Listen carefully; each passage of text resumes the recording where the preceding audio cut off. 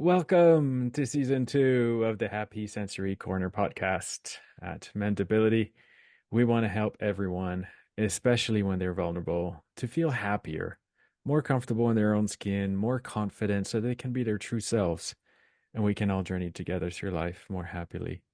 Our contribution is to work on brain health.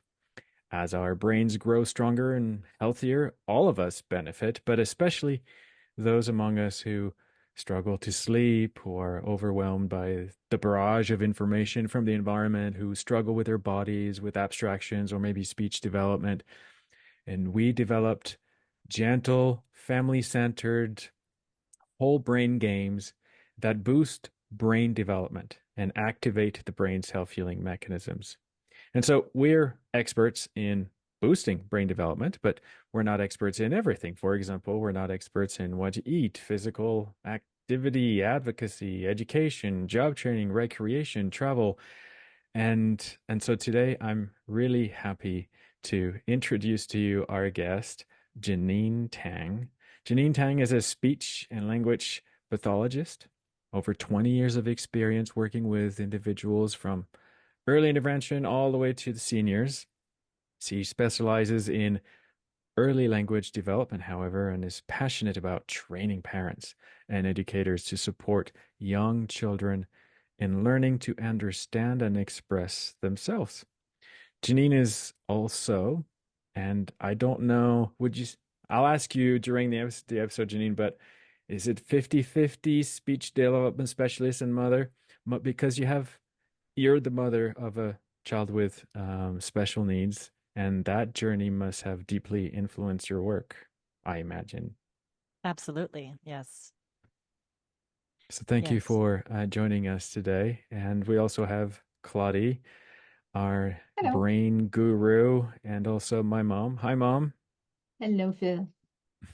I think 20 years ago, she asked me to join her private clinic. She was getting more government clients, and it was growing beyond her ability to manage. And I was, a fledgling graphic design business owner and starting to get some success. And I said, "Sure, Mom, I'll come and help you for a little bit, and I'll go back to what I love to do." And that Hmm. was 20 years ago. Yep. And many years to come. So speaking of journeys, Jeaneen, um, w- tell us about your journey on the way to become a speech and language pathologist before your son Shay is born and what happens to him. Yeah. So, thinking all the way back, my spark to help people really came from when I was about 8 years old and my grandfather was ill. He had lung cancer. He ended up passing away. And I remember feeling at the time very helpless because this was a man I loved dearly, and I wasn't able to help him in his later part of his life to, walk, get dressed, and do all kinds of things for him. And it really sparked me to want to help and help people along and be there for people, in need. And I thought maybe I'd want to be a teacher. Everybody wants to be a teacher, I think, growing up at some point. And then in high school, I played sports, and I heard about physical therapy, and I thought maybe that was somebody that could have helped my grandfather. So I thought about doing physical therapy as my career. But I also loved English literature, and I knew that I would need to get a graduate degree to be a physical therapist. So I got my undergraduate degree in English literature and creative writing. And when it came time to apply to grad school, it seemed like everybody was going to apply to be a physical therapist. And then I was unsure if I really want to do physical therapy or not. And I had done some competitive speech performances in high school and college. And so someone had Mhm. mentioned, have you thought about speech therapy? And I really hadn't thought about it before because I didn't really know what it was. And come to find out, I was going to school in Oregon at Pacific University, and my home school, my home college, University of Hawaii at Manoa, had a speech therapy program. So I thought it was a great opportunity to go back home to Hawaii, go to graduate school, and they were also offering a stipend. If you were to work in the school systems for 3 years afterwards, after you graduated, they would give you money for grad school. So essentially, grad school was paid for. And I Hmm. even had a little extra money to travel in between um, over the summer. I spent 5.5 weeks in Berlin learning German. So I know a little German. And Good. um, good, sehr good, sehr good. And after, working in the schools there for 4 years, I got this acting bug to move to Los Angeles. So I moved to LA in 2005 and became an actress and have, a little success here and there. But I was really glad that I was already a speech therapist because, working as a waitress, trying to do acting is much harder than being a speech therapist part time. So I worked in the school districts here for another 4 years part time. And, um, I continue to do acting when it comes up, but I was really glad I did speech therapy. And then I kind of moved from school age kids and focused a little bit more on early intervention, which is 0 to 3 years old. But I also worked at the hospital with adults. So I love all populations of people with speech therapy. And I have this like commitment issue to only work at one place. So I work at a couple different places part time because I love it. It gives me variety. I'm not like, stressed about one job. I'm happy at both places. And, moving into early intervention was great because I got to work with young children. I got to work with their parents and really see the progress that happens when you really focus on structured play and how to introduce language and how to teach strategies to parents. And then in 2012, I had my son. So, I graduated in 2001. So by that time, I was already a speech therapist for 11 years, quite a while. And unfortunately, when he was 13 months old, he fell off of our bed. Our bed was on the ground. It was only a box spring and a mattress.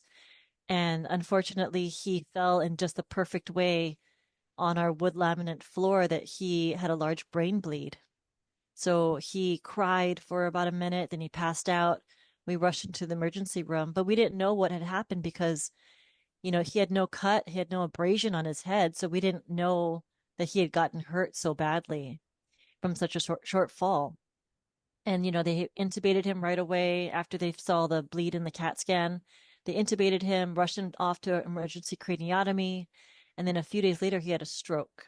So it was a lot to Mm. handle in just a few days from him getting injured. And, up to that point, he was a normal developing child. He was toddling at the time, babbling. Um, and, he was just a perfect little baby. And to have him go from that to, a child with a severe disability, they said that he might never walk or talk. And being an early intervention speech therapist, I knew what therapies to sign him up for, how to get him into the different programs and everything. So when we left the hospital, we were all set up with therapists coming to the house and doing therapy. And, being a speech therapist, I was doing speech therapy with him all the time, whether, he realized it or not, or wanted to do it or not, or anybody realized it or not. I can't help it. That's in my nature. But like you said, am I 50% mom, 50% speech therapist? I think there's, if you could go over that amount, right? I'm 100% mom and I'm 100% speech therapist. In a way, I can't really differentiate. There's no 50-50 in it. But by being a mom of a special needs child, it really gave me a new perspective. Being a therapist, being a mom, it gave me empathy for other families and children, parents, and it made me a better therapist because I could now see a child or a person from different sides. I could play devil's advocate as a therapist and mom because I'm saying, well, this is what's right for the child.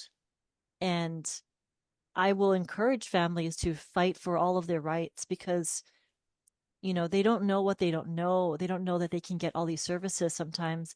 They don't know that they can stand up to these other therapists and medical professionals and really fight for what their child needs. And I like to, I like to be able to relate to my clients, and it really helped me be relatable because, oftentimes parents of special needs children, they are facing therapists and medical professionals who are not able to relate to them, right? But once I'm able Mm. to say I have a child that also has special needs, then that barrier breaks down, their defenses break down, Mm-hmm. and they're able to trust you better, and they really know that you are all in to help their child. Mm. I'm doing well, by the time this episode is released, I will have done a webinar. I'm doing a couple of sessions this weekend on where traditional therapies fall short in leading to sort of a long-term permanent changes that are adaptable and everything. And you addressed a couple of them already. Um, and it's really cool to see that it is possible to have, I mean, actually maybe in your son's case, with speech therapy, you get to see the speech therapist once a week if you're lucky, Yeah. right? But your son had speech therapy built in to his family life, which is the second thing that I talk about in the webinar, this idea that when it's integrated into the family lifestyle, it's not therapy. And when it doesn't feel like therapy, it's so much more powerful. Yeah, absolutely. So maybe to talk about that, how do you and I think this is kind of what your book's about. Maybe let's talk about your book first, and maybe I can ask how you can help moms and dads and siblings too to do speech therapy. And I'm doing air quotes for those of you who are not seeing speech therapy. How would you call it? How do you call speech therapy when it's part of the family lifestyle? You know, I would say they generalize it into their family lifestyle because speech therapy should be trained to the family because you shouldn't be having your child go to see their speech therapist or occupational therapist, physical therapist once or twice a week, and then that therapy is in a bubble, right? Hmm. You want to be able to take those strategies, those lessons, and carry over them into the home, into the community, because that's where the practice happens. And that's where the functionality of their communication and all the skills that they're learning can happen.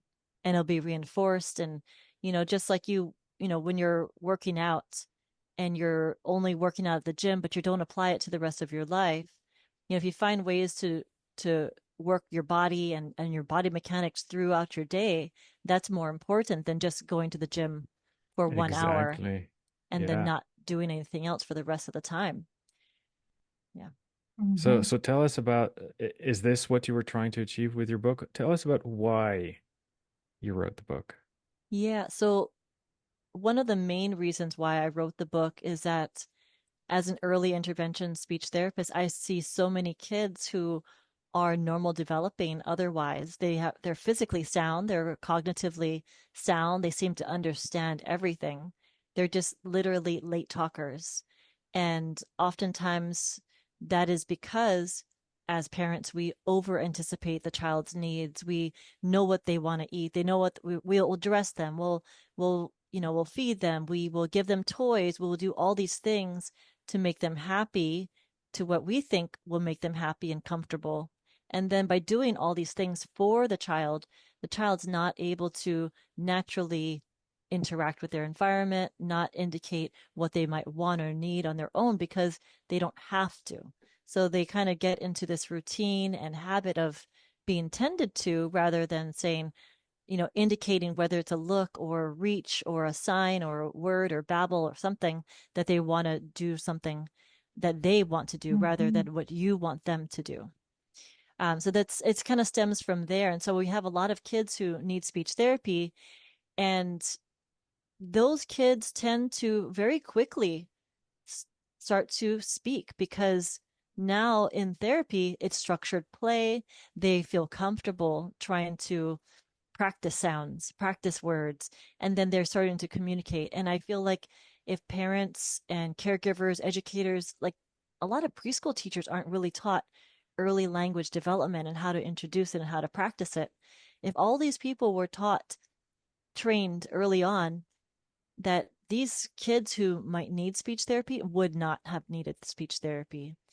And that's just a theory, but I think it's a very true theory, as far as their parents aren't taught these things and you don't know what you don't know. So you want to be a good parent, but you aren't equipped with everything because you're not required to, you're not expected to, but you should learn how to interact with your child and then bring that into better communication as there are, between 6 months to 3 years, they should be starting to be amazing communicators. And this book can be applied to any child, whether the child has a disability or not. But I would really love to decrease the number of kids that need early intervention speech therapy because there are so many kids that need it that if we could decrease the number that are normal developing, then we could really focus on the other children who actually need it. Mm. I saw a Yeah. Facebook meme about being a doctor, and then if and the dad was training his son to become a doctor like him, and they were really rich. He could see all these things, and the doctor was telling his son, "A job well done is when they need you forever." Yeah, Uh-huh. right. Yeah. Claudie, I think I saw I interrupted you. You were going to ask a question. Otherwise, I want to talk about so you've talked about under anticipating. I'd like to go a little bit more into that, but I also want to talk about where you say in the book about honoring the no. I think it's really cool. But Claudie, I think you had a question. Well, I'm so happy about the fact that you're going to talk about the book, which is going to help parents. That's really what we do as well. We teach them and we keep telling them we are not really transferring therapy to you, we're transferring education. Then you can move on. And it feels this is exactly what you're doing. And when you talk about children who need, how does a parent make the difference? Like some kids are a little maybe slow. Well, as you said, parents do everything so the child doesn't feel he needs to ask. So how does the parent notice something, and at what age would you say the parent should pay attention? There is something, I need a professional. Yeah. So as with their babies, right? You want them to start turning to sounds, looking towards visual stimuli, and then about 6 months to 9 months, they're going to be starting to vocal play and starting to babble and starting to imitate different vocal tones, intonations. And around 1 year, you want them to actually say their first word. So it might be as early as 10 months, I've heard, 11 months, all the way to maybe 13, 14 months is their first word, their first actual word that they're using with intention. And it's not just babbling ma, ma, ma, da, da, ba, ba, ba. Mhm. It's actually like mom or ball or car or dada, but it's actually with intention. And between 1 year to 1.5 years, they're going to be getting all these single words. And by the time they're 2 years old, you would expect them to be combining those two words, like daddy Mhm. up, like open please, more Mhm. cracker, more bubbles. So you want to see that progress happen. And if you're not seeing the child babble, if you're not seeing them babble with inflection, like similar to adult speech, then you want to, get a referral from your pediatrician or reach out to somebody that could refer you to either a speech therapist to maybe get some strategies, right? You want to get that early preventative care kind of thing. And then if it's not something that uh, your child is progressing past, then definitely speech therapy is really, really crucial early on, because I have a lot of kids that will wait, parents will wait till the child's 2.5, and they're not talking. They barely Mhm. have maybe even one word or two words, and it's unintelligible. And these parents, I feel, are um, they think that we are going to criticize their parenting skills, Mhm. which not. It's not a criticism on how they parent. They just don't know what they don't know. And I'm not trying to, judge anybody about that, but they are defensive because they think that we are criticizing them about how they are parenting and that their Mhm. child is not normal, where their child could be completely normal. It's just they just need an extra, a little bit of boost in treatment, and then they're going to catch up. A lot of kids will catch up, and I think once the parents realize we are not criticizing them, then their guard is down. They are more trusting. They Mhm. start seeing the progress. Once they start seeing the progress in their child, the parents light up, and that's what's gratifying, is seeing the reflection of the work you put in with the child from the parents' point of view. When the parents are saying, "Oh, we went to the store and he was saying, I want to buy this," or whatever, Mhm. whatever it is, it's like, oh, wow, now the parent has come full circle and their point of view has changed on speech therapy. And then they are recommending speech therapy to their friends that might have kids that are late talkers. So Mhm. I've seen a lot of parents, go from being very skeptical, like, what can you do with my child that I can't, to, Mhm. thank you for working with my child. It's amazing what he can say now. Yeah, that's great. I'd like to talk about honoring the no now. Yes. How, tell us what you mean by that. What does that mean to honor no? Right. So I learned early on as a speech therapist, never ask a yes no question unless you're ready to honor that no. Because honoring the no, if a child says no, it shows respect, right? You got to honor, you got to make sure you don't force them into something. But if I say, are you ready to brush your teeth? Or are you ready to work? Or, are you ready to clean up? Right? Or can you say apple? Or can you do this and that? And they say no, or they shake their head, or, indicate that there's a no. You can't say, well, we're going to brush your teeth anyway, or we're going to do, you're going to say this anyway, say it anyway. Yeah. So you want to give them choices instead of a yes no question, because by going against what the child states, right, they state a no, they indicate that Mhm. that's no, then you lose their trust, I think, you know, and you're not Mhm. respecting what they are saying. You're not honoring that no, because no really doesn't mean anything anymore if you continue to say, well, you're going to clean this up anyway, or you're going to do this work. Mhm. So I might say to my son, we're going to get ready for bed. Do you want to brush your teeth first or change into pajamas first? Or we're going to read a book and do a puzzle today. Which one do you want to do first? Or, and sometimes during like snack time, parents will go, "Oh, do you want an apple? No. Do you want a banana? No. Do you want a cracker? No." So they go down this rabbit hole of, what does this child want to eat when the child's not able to express? But if you give them choices like, do you want to have a cracker or an apple? Or do you want to have a banana or a cookie? Whatever it is.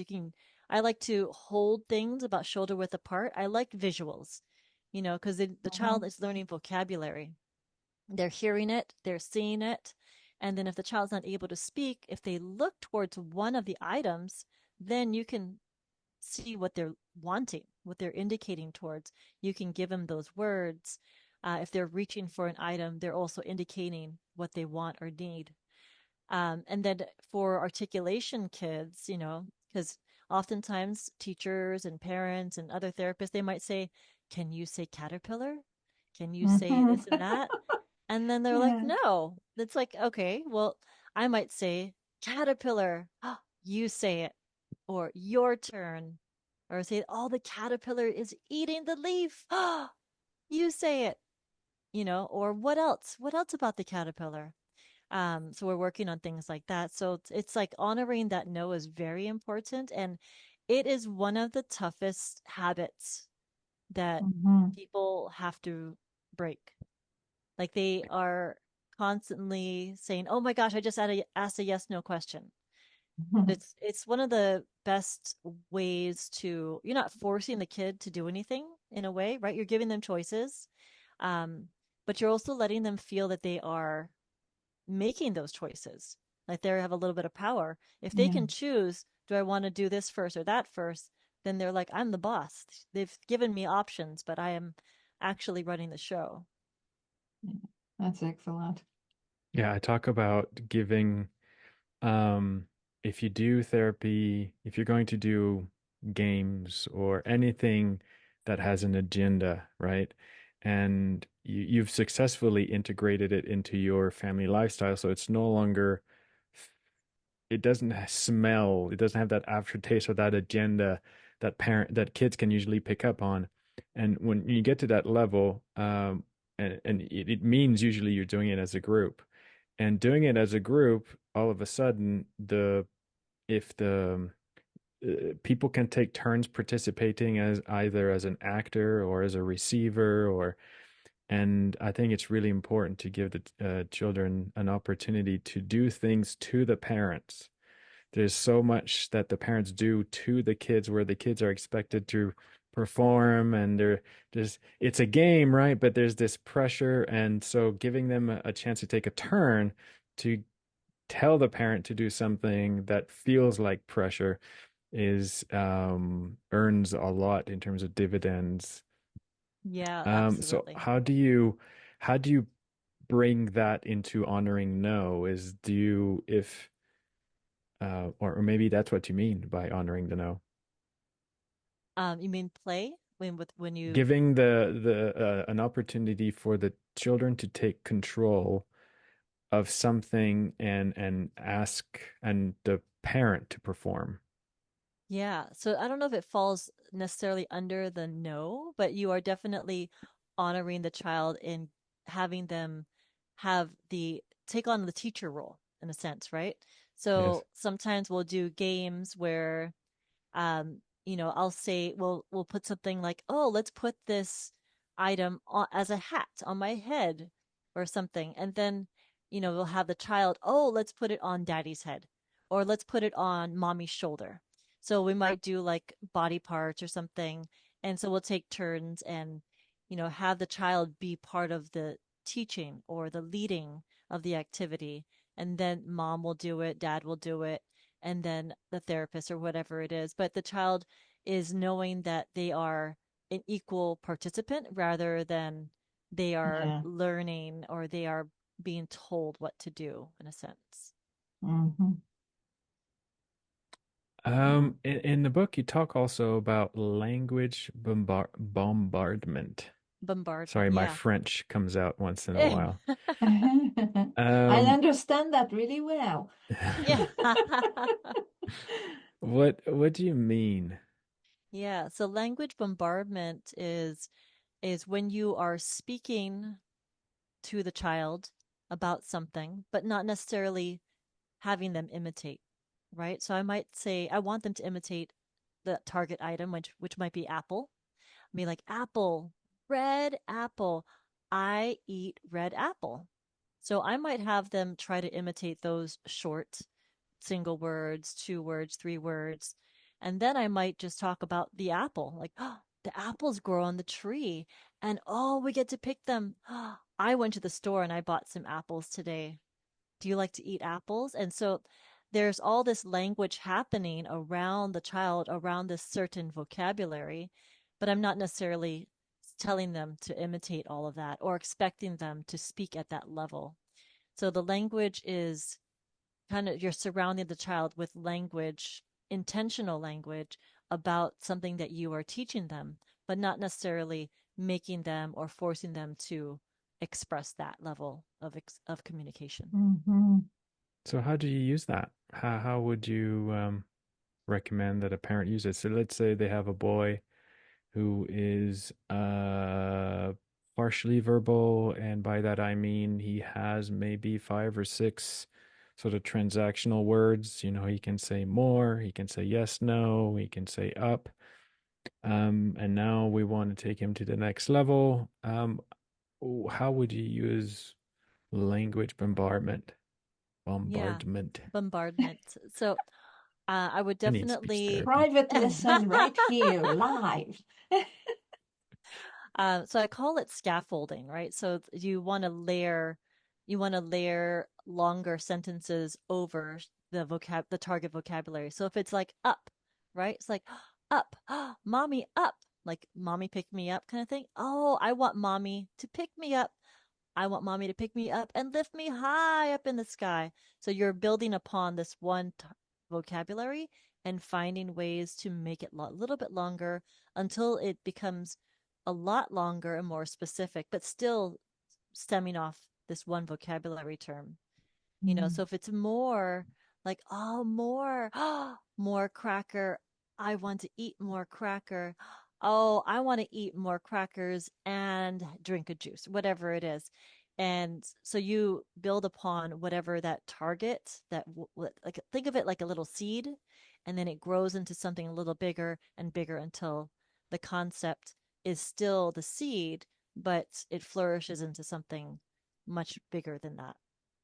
Mm. So, Claudie, with your brain development, Yeah. sensory motor enrichment, um, how would you contribute to that? What Well, tips, what do you have? there are two things, and I think we grew on the same planet at different times because I just feel what you're saying, and I think I try to work in that way. Like I tell parents sometimes to write down everything they say to their kid in a day. Write it on the phone, and at the end of the day, look at it.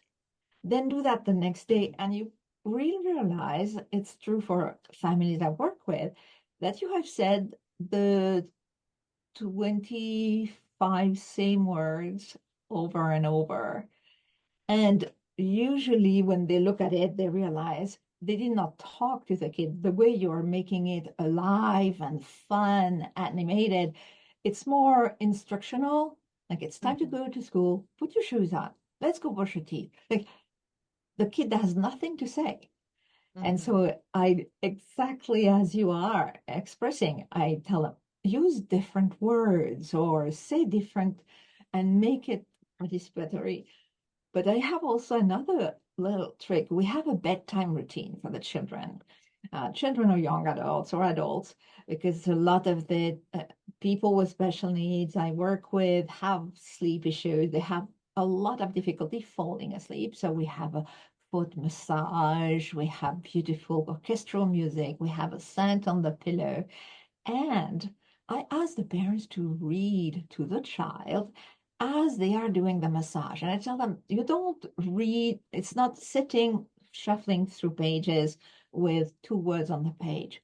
Read him a fairy tale. And don't ask him if he understands. Just bathe the child into words that you don't usually say right before he goes to sleep. And the way the brain works on my end of speech is the brain is going to store and put in sort of tags, put them in the brain at the right place, and they will come back. Hopefully, this is what happens. And it's more true, I think, for some wonderful reason. We work with a lot of families away from Canada. Not everybody lives in Canada, mind you. And so they are in places where, like me, they speak language bad. My language is French. Je parle très, très bien français, but my English is not so good. And families will, I just started working with a family who speaks only Farsi. And they speak very well English with me, thankfully, but they speak in Farsi to the kid, and they are simplifying a little bit for him. And so I invited them. He is 6. Okay, what is a fairy tale that works for a kid with 6? And just read as a music of the voice. So I hope I'm doing something good as far as speech therapy. Absolutely. My son loves books, and we've read a book every night ever since he was a baby. And Mm, even though he's going to be 12, he's still every night he wants to read a book. He wants to read. And what if he's tired, he'll have me read. But he loves reading. He loves listening to stories, and his auditory memory has been growing. It helps his auditory memory, it helps his expression and vocabulary, right? So when we hear these words, I love your term that you said, bathe them in words, because it is, we want to give them that target vocabulary, but we also want them to know that that word can be used in longer sentences with more specificity and more colors, because the way that we speak is so important in how we communicate with others, that having words and blending them together to make sentences and tell a story is so important. Yeah. Okay, thanks. So, if we wanted to end on a high note, I need to know the name of the book. oh, we never said what the book Oh, was. Look at Yeah, this. please. I'm paying attention. it's Play Dumb and Sabotage. Oh, I love that title. Yeah. And the subtitle is Mindfully Under Anticipating the Child's Needs and Creating Opportunities to Practice Language. Hmm. And that, I've used this term for many, many years, play dumb and sabotage, because as caregivers and teachers and everything, we over anticipate. So we need to play dumb. And oftentimes, playing dumb could be asking absurd questions. So I might say, does a cat say roar? Or, I'm saying, can I eat my shoe? Like asking absurd questions. Or I might put some random object on my head as a hat. I'm like, is this a hat? Or I might, ask a child, oh, I like your shoe. Can I try it on? And they're like looking at me like, what? So it kind of makes them feel smart. And then Hmm. the sabotage part of it is doing simple things. It's a repetitive thing, rather than destructive. It's not destructive at all. My mom was like, "Don't say sabotage," and I was like, "No, it's sabotage in a good way, where like for snack time, give the child like one or two pieces of snack rather than the whole thing. Like you don't need a whole bowl of goldfish. You can have just a couple of pieces and have the rest of the goldfish nearby. So the child can look towards the bowl or reach towards the bowl or sign for more or say more goldfish, please, and learn how to communicate. You can also have a favorite toy in sight but out of reach, where they can indicate that they want to play with that toy. So there's all different ways for them to practice language, because it's like playing a sport. You're not going to just shoot a free throw every now and then and expect to make it. You need to practice it and do it repetitively and have it done throughout the day. So, when a child goes to speech therapy once or twice a week and those strategies are just used in speech therapy, that isolated practice is not going to help them throughout the day. So the the idea of parent training parents on what we do in speech therapy and how to introduce language, how to practice language, is so important in having that child generalize and use this fundamental foundation of communication throughout their day. We have a lot of parents listening who are probably thinking, "Oh, yeah, I know what you're talking about by, not giving them the cookie until they ask for the cookie," because that's usually what, and I'm generalizing, simplifying, obviously, because I'm not a board certified behavior analyst. But can you explain the difference between, if you have some experience, between what they would teach in a program like ABA and what you recommend that parents do with that same cookie? With the same cookie. I don't know if I can speak completely for ABA, but I think they have a little bit of overlap. I don't think that speech therapy is as stringent as ABA, from my understanding. Uh, but you do want to have say the cookie is the reward, or the cookie is what their child's going to be having to eat. Uh, I think the overlap would be the child needs to indicate, that they want the item, whether it be through a picture exchange, through, if they're not speaking, is it a speaking device, is it signing, is it words?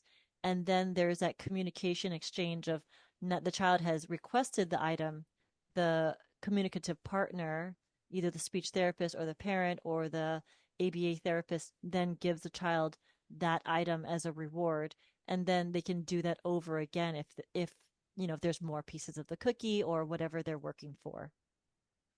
The way, Mm. I'll tell you what I heard, and you can correct me, Okay. okay? What I heard is that with ABA, the communicative partner, the child knows that the communicative partner and everybody knows where the cookie is, and the kid knows that the parent knows how to give the cookie, and he's like, please give me the cookie, I want the cookie, and the communicative partner is like, no, I'm not going to give you the cookie until A, B, and C happens.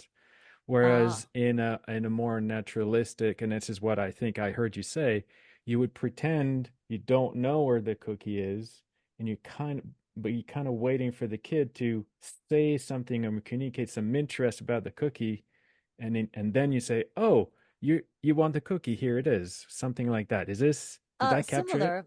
Yeah, so I might know the cookie is there, like I might see the cookie, and if I Yeah, know but where you the play dumb, right? yeah, I play dumb because I know what the child wants. I know the child wants the cookie. But, like there's this fine line of the child's not able to communicate, and then there's this fine line of the child can communicate. We just need to make them work at it a little bit harder. So if a Yeah, child is at this level where they cannot communicate, just by indicating whether it's a eye gaze towards the cookie or reaching for the cookie, I might take that as, oh, they're indicating. But if I know the child can say like, I want cookie or more cookie, and then they just say cookie or they just point at it, I might say, yep, that's a cookie. I'm going to eat it. Or I think I want to eat that cookie. So I'm tempting them. Uh-huh. I know that they want it. They've said a word, they've labeled the cookie, but they didn't say more cookie or I want cookie. So I'm kind of judging where the child, what I think the child can do or should be able to do, and judging them where they're performing at. So, like if a child says juice, and I go, yeah, that's orange juice. I love orange juice. I think I'm thirsty. I think I'm gonna have some orange juice. So that's all language bombardment that happens after I'm like, yeah, that's juice, and then I'm kind of filling in with some more language bombardment, and then if they don't catch it, they don't catch on that I want them to say I want juice, and they say juice again. It's like, yeah, wow, that's juice in the cup.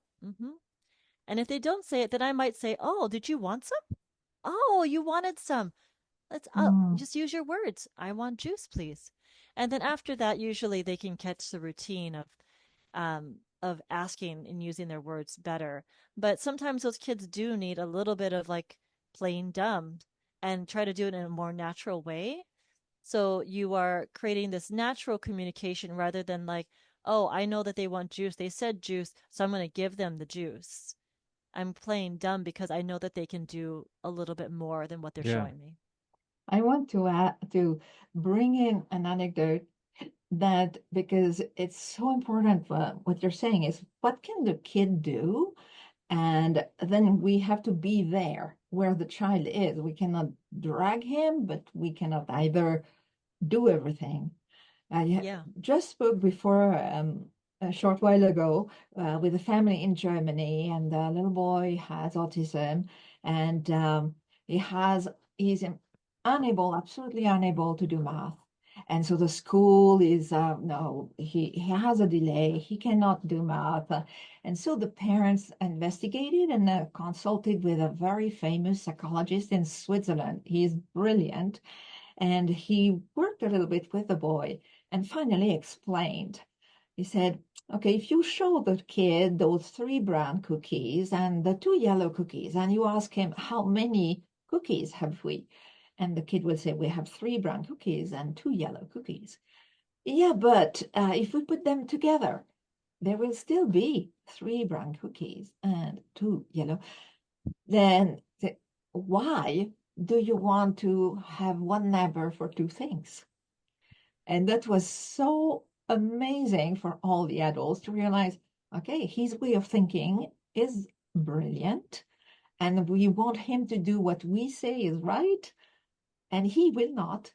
So uh, children are always going to be amazing, don't you think? Yeah, absolutely. I was gonna say, when a child's not able to do math, use their motivation, which is often food, right? So I'll tell parents who are like, oh, if you're working on like numbers, then you can have like two M&Ms in one hand and three in the other, and say, which one do you want? Do you want two M&Ms or three M&Ms? And then the child will usually pick the one that's bigger. Oh, that's three. So introducing language. But I love the idea that this child, his stringent mind is saying, no, that's differentiated the cookies by the color, and why would you group them together? And that's so such an interesting point of view. Mm-hmm. And he's probably going to, you know, be in some line of science or education or something. He's going Yeah. to be a savant in something. Uh-huh. Yeah, Yeah, being I able to think see so. things for what they are and ignore what we don't realize our subconscious biases. Yeah, And it might be a superpower because all of us, our brains, our neurotypical brains have developed all those protective mechanisms with the subconscious, confirmation, affinity, biases, and stuff like that. And the people who can think outside without that influence are going to be to outperform all of us. And I can see how in science that would be a superb asset. Yeah, we should tell that to that your Claude. You should tell that to that family. Yeah, I'm speaking to them very shortly, and I already told them that I I love that. believe, yes, he's going to achieve fantastic things. Um, Thank you so much, Jeaneen, for teaching us today about. For me, the best part was honoring the no. That's kind of what we talk so much. There's one thing about no I wanted to talk more about, and maybe we need to do another episode on that. And it's kids learn to say no very often as their first word out of frustration. yeah, And I guess it's one way that parents could learn, say, see, when there's high motivation to learn to communicate something, they can. And so playing dumb is one way to sort of raise that motivation level to communicate in a way to not be misunderstood.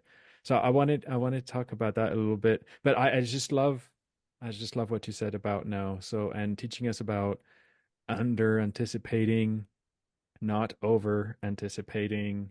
And language is a developmental journey, and incremental steps, baby steps. Be respectful. I guess you have to be a bit smart about being dumb, you could say. absolutely. It takes a lot of work to mindfully under anticipate, because we can anticipate all day long about what we predict, but then in order to under anticipate, we need to think smarter in a way, because Hmm. we need to know what they want or anticipate what they want, but then also think about how we can step back and let that child communicate in a more natural way, which is it's very hard. Hmm. I'm going to stretch this episode. I have to ask you this question. Have you had a moment where you missed, misanticipated, where you're like, oh, I totally know what he wants is this, and he got really frustrated because he wanted something completely different? Oh,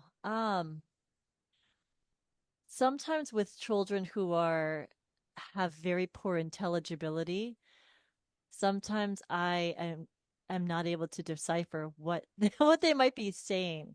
I'm usually not that far off the mark if it's in a controlled play environment.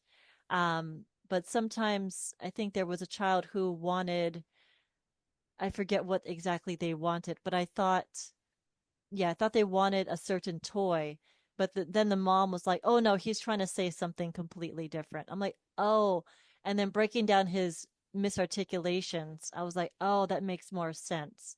I can't recall the details, but yeah, Hmm. when you do figure it out, then it's it's refreshing because you're like, okay, I don't know everything, obviously. Nobody does. And to have the parent kind of be that team player of, no, no, no, I know my child, this is what they want. So as a therapist, you don't know everything, and you should always defer when you're stuck and this child's not articulating or whatever. You should always defer to the parent and be like, what do you think that they want, and let's go from there, because they can probably guess better than you can. And so at what level of frustration do you stop being the speech therapist parent and you just like, screw this. We don't need, he doesn't need to learn that right now. He's not in teachable mode anyway. I've kind of messed this up. At what point there's that obvious point where the kid has become frustrated, but are there some Yeah. early signs where like, okay, stop trying to play dumb, stop trying to sabotage, just comply, just make it easy for the child. Where do you strike Yes. the balance? So you really have to feel the child out, right? So not so much with my son, but with children that I work with, um, when they become, like I have a chapter in my book that says, no child's ever died of crying, uh as far as we know. But that's more, that chapter kind of deals with, as parents, we don't want our child to cry at all. So in that chapter, it's like it's okay if the child cries a little bit because it's part of their communication. But when a child gets to the point where they're so frustrated and they're not able to communicate and they're having a complete meltdown, that's when you really need to, you know, console the child and let them know it's okay, and maybe reel back the the the work that you're asking them to do to make it so simple. I had a one girl, she did not want to clean up. Even though it was time to clean up, she knew what she had to do. She was just so frustrated that she just had this huge meltdown about not cleaning up. And then it became like, okay, now we're not progressing in our communication. So let me help you clean up. We're going to do, how about you just clean up one thing? Or sometimes it's hand over hand, let's clean up one thing together. So it's kind of finding a balance between what they are able to do, what they're not able to do, well, how their day is going that day, because a child may have a wonderful day most of the time, but have a really bad day every once in a while. And it's okay for them to have a bad day. And as a therapist or a parent, you need to know that, you know, having them hysterically crying is not helpful at all. So when you don't want to get to that point. And so Are there before early you signs you can detect as a parent that, okay, I need to stop under anticipating and I need to just give it? Yeah, I would say, every child might be a little bit different, but if the child is getting too anxious, if their behavior is indicating that they're getting mad or frustrated, or they start throwing tantrums, then I would say lessen the work that you're requiring of the child so the child's successful. Because you don't want any Yeah. therapy to be unsuccessful. You want them to be successful. And even the parent wants their child to be as successful as possible. So you don't want them to fail. You don't Because you want want them, speech to be a positive experience yeah, all the time, right? As soon as it you becomes do. work, you're just making things worse, aren't you? Yeah. So sometimes even when my son is like, I don't want to do like this math problem, I don't want to do this homework. Okay, well, we'll do one more and then you get a reward. Or you get, we'll do two more and then we'll be done. So it's kind of negotiating with them as well. Children when they're very young have a difficult time with understanding negotiation. But if you have a reward system in place, you'll have less frustration because they know they're working for something that they want most of the time. But you never want to work a child to the point where they're failing at the activity, or that they're so frustrated they're having a huge meltdown, because that's not going to be beneficial. It's not positive. And you want them to want to play with you. You want them to want to work with you. And all the work is designed to be play. You don't, that at this age, at early intervention, even when kids are a little bit older, they don't want to work. They want to engage, they want to play, they want to, have fun. They don't want to feel like you're working them to the bone and having to, do a Mm-hmm. task that they don't want to do. So oftentimes kids will see me and they'll be like, "Can I play with you today?" Even though they don't need speech. I'll Mm-hmm. go to the preschool and I'll work with a number of children, and other kids are saying, "Can I play with you?" Because they think it's so much fun. They see me working with their peers and they think it's Mm-hmm. so much fun. And that's what speech therapy and parenting should be. It should be fun. It shouldn't be, you know, it's not the military or anything like that. So would it be fair to say that if it feels like, if you can tell it feels like work to them, then you need to read the book a little bit more and get some more advice on Yeah. how to play dumb in a smart, playful way? Yeah, absolutely. So you want to maybe reframe how you're presenting the situation. You want to make sure that the language strategies you're using are motivating to the child, right? Motivating, yeah. And if it's something that the child really doesn't really want to do per se, but it's really important for them to learn, then you want to set up a really great reward system, right? So what am I working for? Have it be something that they really, really want to do so that they will put a little extra work in. Mm-hmm. I love it. I love it. Thank you so much again for spending the time with us and bringing this technique. This it's more like a awareness, isn't it? It's a lifestyle. It's a way of being and communicating with a person, more than being a teacher or being a speech therapist, isn't it? Yeah, it's all about interaction and how to interact with your child and let the child know that they are part of the communication. They are a equal communicative partner because, whether the child is verbal or nonverbal, any communication, whether it be eye contact, facial expressions, vocal play, words, those are all communication and energy that we're passing from one person to the other. Yeah. And, I had one mom, she's a great mom, and both of her daughters, need speech therapy. The one daughter didn't get speech therapy until she was almost 2 years old. And then with the second daughter, they got her speech therapy at 18 months because they knew she was a little bit behind at that time. But with their first daughter, she was a great mom. She always made sure her daughter was dry and fed and taken care of, but they didn't know that they had to interact with her so much. They had to read books with her, sing with her, get down on the floor and play with her. You know, children are tiny. If you're always up, standing up, or at a higher level, you're not really engaged at their level. So I encourage parents, and I sit on the floor a lot, during therapy and play. And when I'm around babies, oh, they're so cute. You have to get on the floor and get right down, lying down with them to their level. And, they're just amazing. So it's all about interaction and finding ways to interact appropriately and how to just nurture that communication and create very effective and successful communicative uh, people. Yeah, they're amazing. Mm-hmm. They are. All right. Well, everybody listening, have a fantastic week. Play dumb. Bye, everybody. Bye bye. Thank you so much.